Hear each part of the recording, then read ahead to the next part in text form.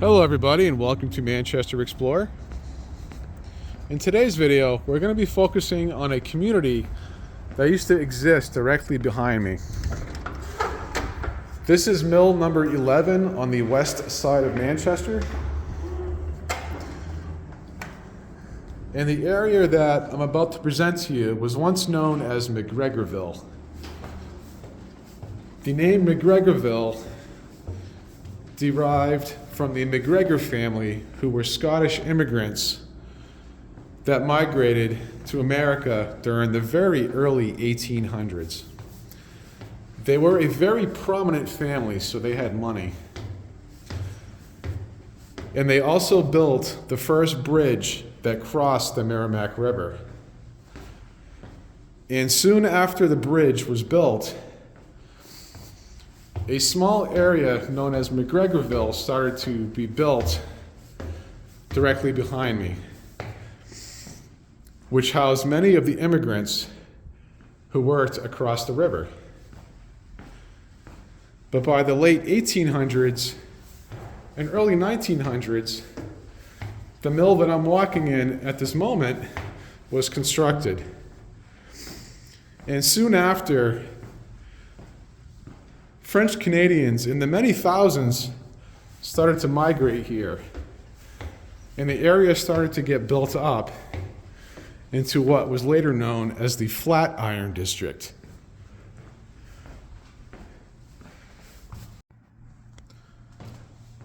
And we're going to start here with an aerial photo, which was obviously taken above the Flatiron District. And as you can see, it was in the shape of a triangle, which resembled a flat iron.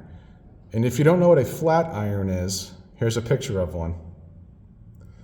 But what this was a very thriving community full of apartment buildings and small businesses that line the main streets. And right here on the corner of Notre Dame Ave and Sullivan Street is where our journey back in time begins. As we're heading down towards Main Street, notice the two trees directly in front of me, which will not be present in the picture that I'm about to show you. And in this picture, it depicts a group of children standing in front of a set of stairs.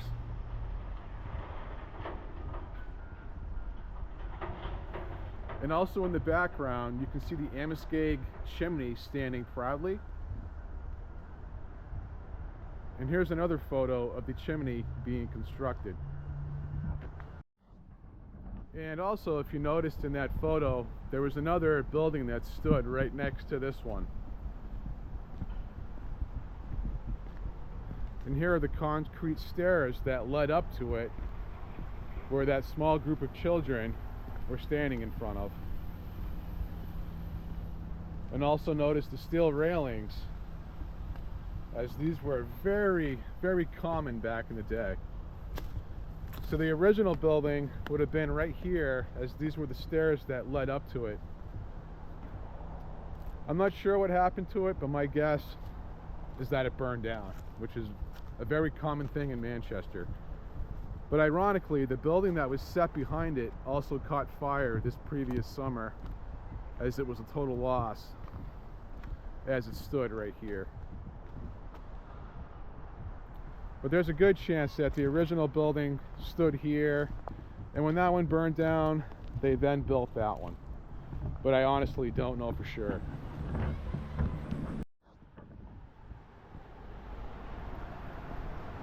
And as we're heading down Sullivan Street and taking a left onto Main Street is where it starts to get interesting, as directly in front of me is where the Flatiron District once stood. As I managed to find a photo depicting a woman holding a child's hand, which was taken right about here.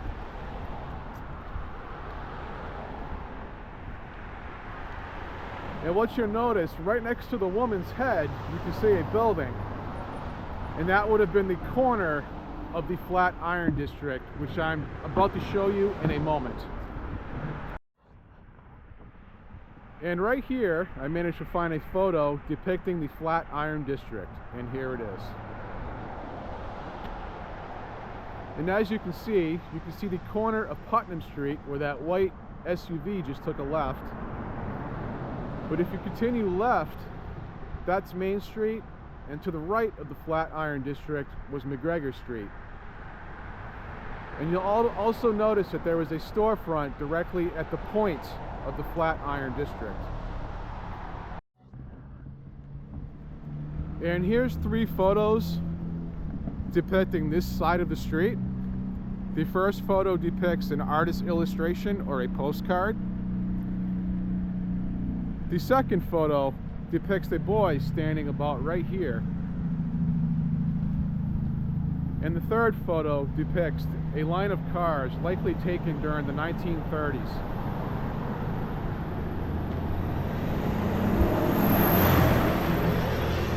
But what you'll notice in that photo is that this original wrought iron fence is still present. Although when they renovated this area, this mill area, they hired a horrible painter who did horrible prep work, and all they did is they sprayed this fence with heavy thick paint and maybe back rolled it. As you can see, the paint is peeling horribly, as it should not look like that. But also in the photo, or in one of those photos, you can see the main gate, which would have been right here, as well as a gatehouse, which would have stood right next to it at that exact location. Directly in front of me is mill number 11, which was constructed in 2 parts. The first part was completed during 1889, and the second part directly in front of me was completed during 1891. And here's a few photos depicting the construction of the second portion of the building. But what's interesting in these photos is not the construction of the mill, it's what's in the background. As you can see, some large apartment buildings that are up to 4 stories tall, and they used to line this entire section of McGregor Street. They also had stores on the first floor, and here's a picture of one of them, which was called the McGregor Grocery Store.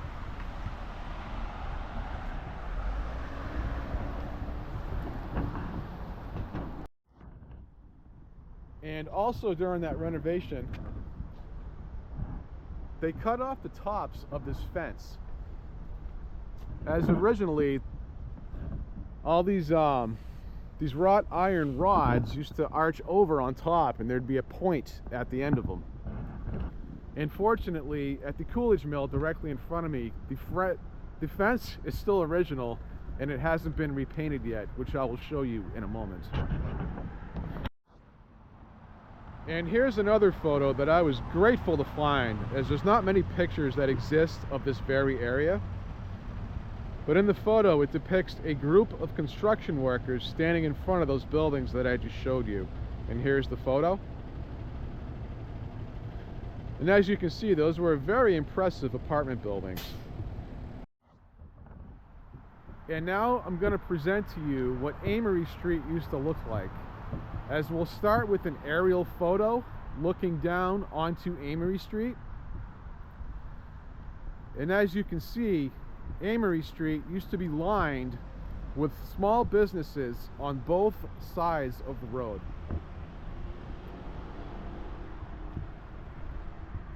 And I managed to find a series of photos which were taken at this approximate location.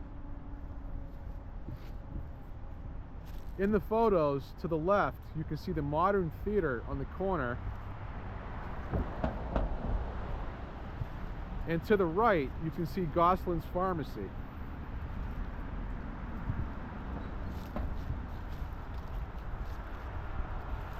And it's a real shame to see this area, which was once a vibrant community, which was a very important part of Manchester, to just be destroyed and turned into what it eventually evolved into today, which is a parking lot, a vacant Rite Aid building, and a St. Mary's Bank. And heading west, up the hill on Amory Street, is where Goslin's Pharmacy was relocated after the Flatiron District was destroyed, as it was located in this building on the first floor. As the Flatiron District was directly in front of me down the hill, and it served as an anchor for all the stores that used to line this section of Amory Street. All these stores barely held on up until probably the 1990s, as all these buildings are now vacant and they're not really being used. So at one point this was also a thriving area full of businesses. And I did make a video about this section of Amory Street if you look it up on my channel, so please check it out.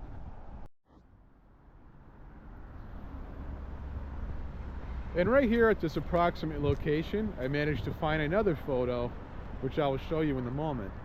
But in the photo to the left, you can see the modern theater, and to the right, it'll look like a wall, but that was once St. Mary's Bank.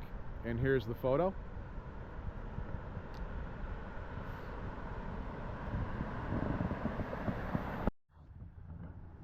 At this approximate location directly in front of me is where St. Mary's Bank once stood, and here's a few photos of it. And as you can see, it was a beautiful solid stone building, and it's a shame that they tore this down. And here's another photo of it where you can see the modern plaza that used to stand right here, as there was a liquor store at the end of it. And it's just my opinion, but they should have kept the St. Mary's building standing and turned it into a museum to present what used to stand here. And directly in front of me at this approximate location once stood Eddie's Lunch, which was a very popular diner. And here's a few photos of it.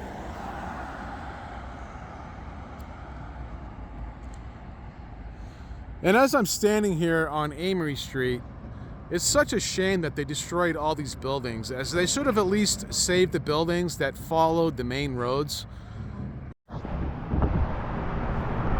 And right here is the Coolidge Mill, which was constructed during 1909.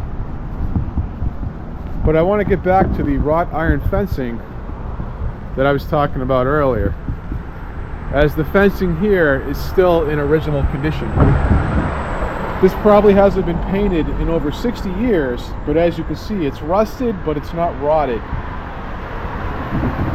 As that other fence in front of mill number 11, due to that very poor paint job, is going to rot prematurely.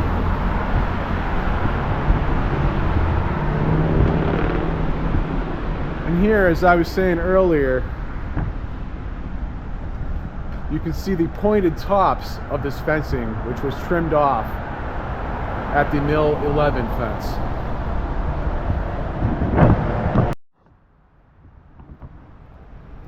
And while we're in this area, I managed to find a photo of this intersection dated to, I believe, 1909, and here's the picture. And in the photo, I'm sure you can notice the connector that connected mill number 11 to the Coolidge Mill. And wouldn't that be neat if that was still present?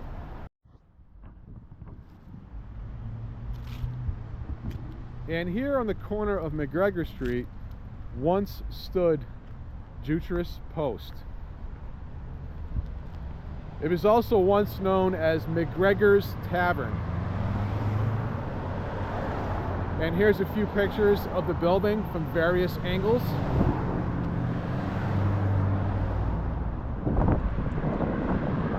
And here's a photo of the building as it received damage during the hurricane of 1938. Again, this is another building that should still be standing, in my opinion. And all that's left is a plaque dedicated to Lieutenant William H. Jutras, who fought during World War I.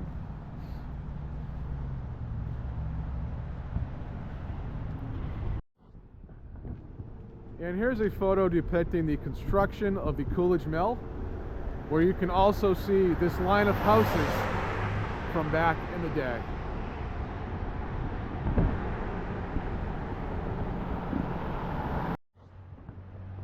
And here's another photo taken from this general location depicting a religious ceremony during the early 1900s. In the photo, you can see the corner of a building which would have been on the corner of Amory and McGregor Streets.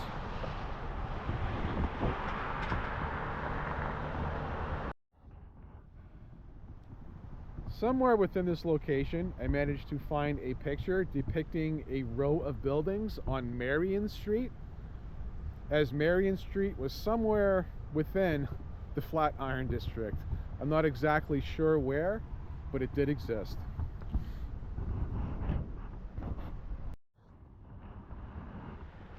And here's a few more photos of the multi-family buildings that were nestled somewhere within this area of the Flatiron District. And as you can see within the photos, that the buildings were rather primitive.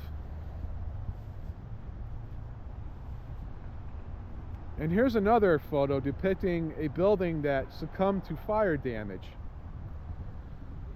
And I also briefly read into that article stating that only about 15% of these apartments were being lived in during the 1960s. As I was just saying, they were very primitive, as likely none of them were ever updated, as they were basically time capsules from the early 1900s. And here's a photo of one of the interiors. As you can see, the bathrooms were very, very primitive. So what happened is many of these multifamily buildings became outdated, and the people moved out into the apartment buildings up on the hill in front of me in those neighborhoods, as they were more modern. And last but not least, here's a few photos of the Notre Dame Hospital as it stood back in the day. And I also heard through the grapevine that the original Notre Dame Hospital had many nuns that used to work in it as nurses. And I had a rumor that they used to stay in this building during the very early 1900s. And ironically, this building has a twin on the corner of Cartier and Amory Street.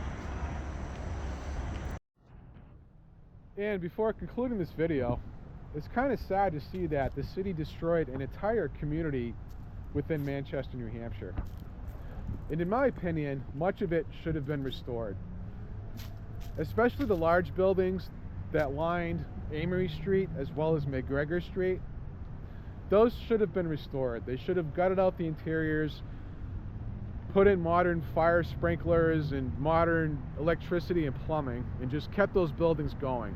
As I believe all those storefronts would still be busy to this day. What the city should have done is just level out the middle of the Flatiron District where all the rundown multi-family buildings were, to create the parking lot for all the businesses. But then again, that's just my opinion. But in the long run, all that's left of the Flatiron District is a parking lot, an empty, abandoned Rite Aid building, and the St. Mary's Bank. But anyway, I hope you all enjoyed this video. So please like and subscribe, as I really appreciate it. And thanks for watching.